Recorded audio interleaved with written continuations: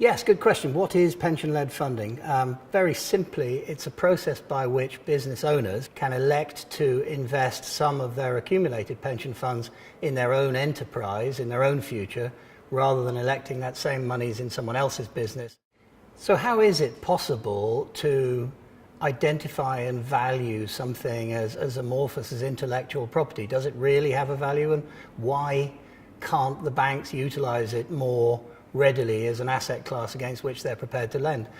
The simple answer to that is that especially in the SME sector, it's an idea normally. It's a dream that the business owner has, an idea, a concept, something that will create value in its use in the business on a day-to-day basis. But in the event of the absolute failure of the business, quite often there won't be a secondary market for that asset. You can't sell the branding of a business that's gone horribly bust, for instance, particularly effectively.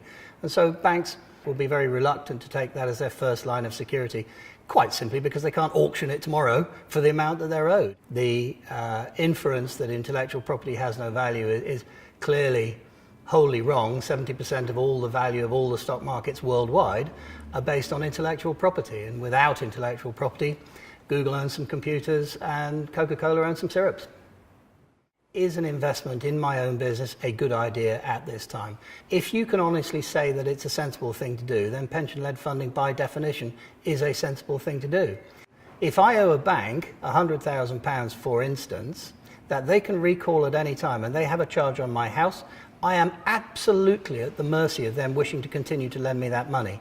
That, to me, is extremely high risk. Pension-led funding clearly comes with some risk because you're investing in your own business.